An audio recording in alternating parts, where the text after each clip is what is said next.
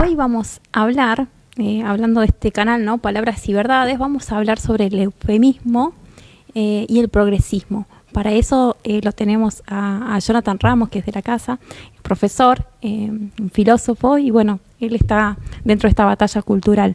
Bienvenido, Jonathan. Gracias, Dana, y mira qué buena alusión que haces, porque las palabras hacen alusión a las cosas y dicen la verdad. Ahora, ¿qué pasa cuando las palabras, en vez de hablar de las cosas, las ocultan a las cosas, las disfrazan a las cosas para mentir? Qué buena asociación, ¿no?, con respecto al nombre de nuestro programa. Así es, bueno, vamos a desarrollar el tema, pero primero quiero presentar a Agustín Laje. Él es un escritor, politólogo, conferencista a nivel internacional, y es uno de los que inició esta batalla cultural, ¿no?, aquí en la Argentina, y es muy conocido por el enfrentamiento con el feminismo radical. Bienvenido, Agustín. ¿Qué tal? Bueno, es un honor para mí estar en tu espacio, gracias por la invitación, y doble honor sabiendo que allí está mi amigo Jonathan, una persona a la cual yo admiro intelectualmente mucho, así que vamos a divertirnos seguramente con este diálogo. Muchas gracias, Agustín. Para mí es siempre muy gratificante dialogar con vos. Y bueno, mira, nuestro programa se llama Palabras y Verdades, Agustín. Y esto es muy interesante, haciendo alusión, yo sé que vos sos máster en filosofía y estás haciendo tu doctorado. No sé si recordás un libro de Platón que se llama El Crátilo, donde justamente Crátilo sostiene que las palabras hacen alusión a las cosas. De hecho, la palabra etimología viene de etimos, que significa verdad. O sea, las palabras se remiten a las cosas, y cuando se remiten a las cosas dicen la verdad de las cosas. Hay una adecuación de la proposición con la cosa. Ahora, ¿qué pasa cuando desde una ideología política, que no es lo mismo que una idea, la ideología es una idea distorsionada, una idea que oculta la verdad, la realidad de las cosas, manipula para torcerla la realidad con fines políticos, ¿no? Nos gustaría que nos hables de esto, de qué es una ideología, de cómo se utiliza el lenguaje en la ideología. Mirá, el lenguaje, yo coincido contigo que dice la verdad, que puede decir la verdad, pero también puede decir la mentira. De hecho, cuando uno piensa en la palabra eufemismo y se remite a su etimología, se va a dar con la conjunción de eu, que significa bueno, y feme, que significa hablar, ¿no? Entonces, en principio, uno tendría que eufemismo sería algo así como la corrección en el habla o el buen hablar. Pero en verdad es todo lo contrario. El eufemismo es un disciplinamiento del habla que busca enmascarar algo que no puede ser dicho porque no puede ser, digamos, porque puede ser ofensivo. De hecho, la palabra eufeme, ¿no?, que es de donde viene eufemismo, era como se le llamaba a esas palabras o a esas frases que por razones religiosas, como por ejemplo ciertos nombres de ciertas deidades, no se podían pronunciar. Entonces se buscaba otra palabra para poder esquivar la palabra justa. Esto voy a ponerlo con un ejemplo muy tonto, pero que a mucha audiencia le puede causar simpático, ¿no? ¿Se acuerdan ustedes en Harry Potter cuando se hablaba del innombrable? Bueno, porque no se podía pronunciar el nombre de Voldemort, ¿no? Bueno, salvando las distancias, el eufemismo cumple esa función. Hay algo que no puede ser dicho por distintas razones y por lo tanto tenemos que reemplazarlo por otra palabra que resulta engañosa, que mistifica la realidad. La ideología está repleta de eufemismos, porque la ideología es una distorsión de la realidad, por lo menos en su acepción clásica, por ejemplo, en la acepción marxista, o incluso en la acepción de Karl Mannheim, ¿no? De Mannheim entendía la ideología como un encubrimiento que ciertas personas llevaban adelante de las proposiciones que arrojaban sobre la sociedad y sobre el hombre. Entonces el progresismo es un conjunto de eufemismos que, si te parece, podríamos dar algunos ejemplos. Sí, Agustín, yo fui, digamos, recabando un poco el proceso filosófico en el cual tiene sentido, ¿no?, el eufemismo como semántica de la nueva izquierda, ¿no? Por un lado, Nietzsche me parece que es un presente importante sobre verdad y mentira en sentido extramoral, pero sobre todo el origen de la tragedia, porque ahí Nietzsche dice, tenemos el arte para no sucumbir en la verdad. Esa vendría a ser como la tesis de ese libro de Nietzsche.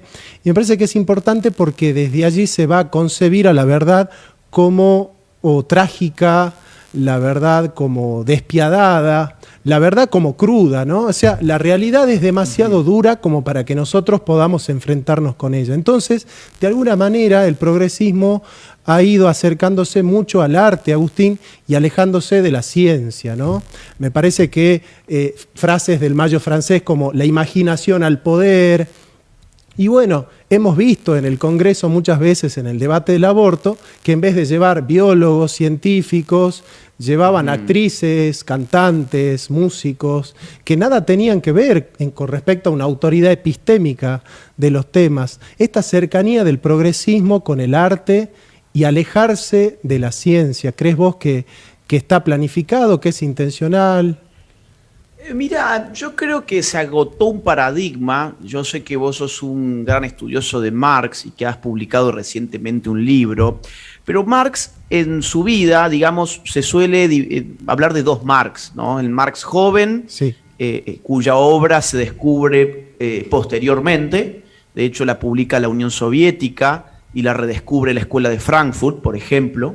La introduce al pensamiento occidental, digamos así, con bombos y platillos, por ponerlo de alguna forma.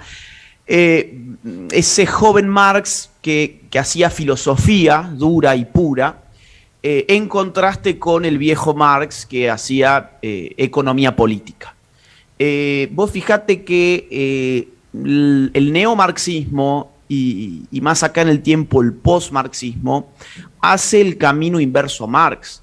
Es decir, si Marx fue de la filosofía a la economía política, los nuevos izquierdistas han abandonado los asuntos económicos, científicos, por ponerlo así, y han vuelto a una filosofía, pero una filosofía de bajas calorías, una filosofía light, una filosofía que, diciéndolo con Gianni Battimo, podríamos decir del pensamiento débil, o hablando con Foucault podríamos decir del micropoder o de la microfísica del poder, ¿no? Donde aparece necesariamente una batalla que incluso involucra el propio significante de la verdad, ¿no? O sea, ¿qué es la verdad? Vos recién mencionabas a Nietzsche, pero bueno, un continuador de Nietzsche como Foucault nos dirá, por ejemplo, que la verdad no es más que un efecto del poder, que es la contracara necesaria de las relaciones discursivas que instituye el poder. Entonces, la verdad tiene las características de un artificio, de una manufactura del discurso.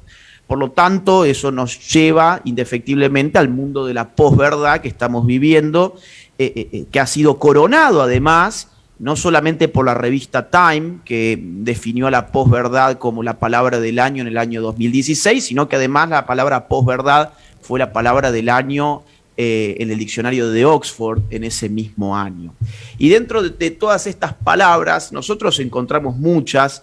A ver, yo quisiera ver, por ejemplo, por empezar, ¿qué te parece a vos la palabra progreso?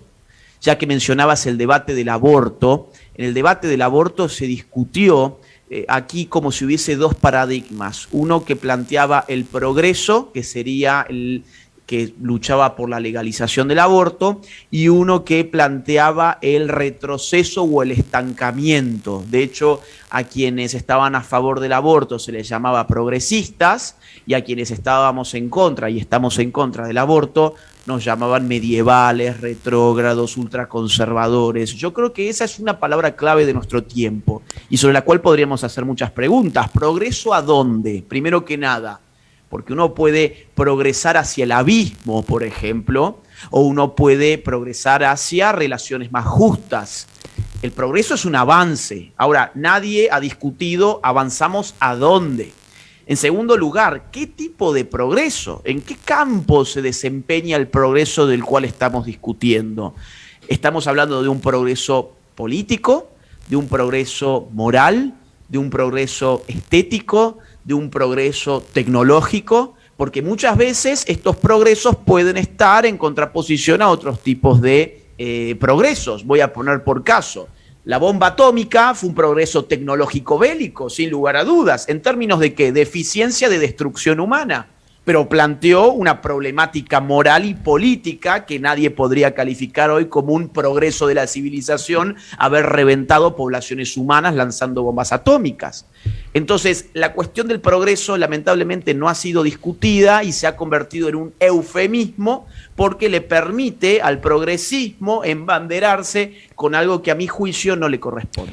Agustín, cuando se habla de aborto, ¿no? Nosotros hablamos con la realidad, ¿no? Diciendo es un aborto, es la muerte de un inocente, y sin embargo el progresismo utiliza, en vez de aborto, interrupción legal del embarazo, ¿no? Que va más allá del eufemismo para mí, porque es una mentira, ¿no? Como bien dicen muchos, una interrupción, digamos, es porque vuelve a continuar. ¿Vos qué pensás? ¿Por qué el progresismo lleva toda esta batalla y utiliza el eufemismo, ¿no? como sus pequeñas batallas, porque son muchas batallas con eufemismo? Es como una guerra, una batalla de palabras.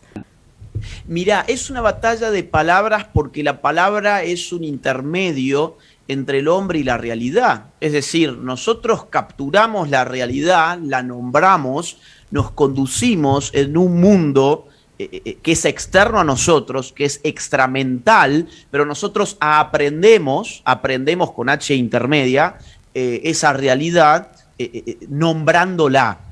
Y el nombrar a la realidad puede tener efectos en la manera en que percibimos esa realidad. Porque vos diste un caso muy interesante, vos me decís, bueno, esto es una lisa y llana mentira. Sí, el eufemismo es una forma de mentira también, es un disciplinamiento de la forma de hablar que nos termina distorsionando nuestra habla y nos impide decir las cosas tal como son. En ese sentido es una forma de mentira también, pero en este caso hay una mentira mucho más cruda porque en efecto nosotros tenemos un vocabulario muy amplio para nombrar cosas que son distintas.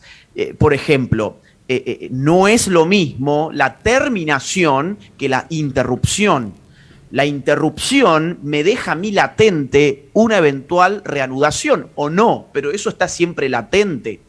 Vamos a suponer, yo necesito ir ahora al baño, tengo una urgencia y digo, miren, discúlpenme, interrumpo un segundo la entrevista porque voy al baño. Pues ustedes seguirán hablando entre vos y Johnny y yo luego me reincorporo y está tácito que yo voy a volver a sentarme aquí a hablar con ustedes.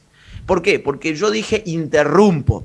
En cambio, si yo hubiese dicho termino esta entrevista porque voy al baño, bueno, ustedes no me van a esperar, ustedes van a seguir haciendo lo que ustedes tienen que hacer, que es seguir con su programa adelante. O supongamos, se me cortó la luz, bueno, mi participación se terminó, a menos que la interrupción de la luz haya sido muy fugaz y vuelva a la luz y yo me pueda volver a conectar. Cuando nos hablan de interrumpir el embarazo, hay un eufemismo en dos sentidos. En un sentido en que esa reanudación latente no existe porque después de la muerte la vida no se reanuda y el aborto implica una muerte.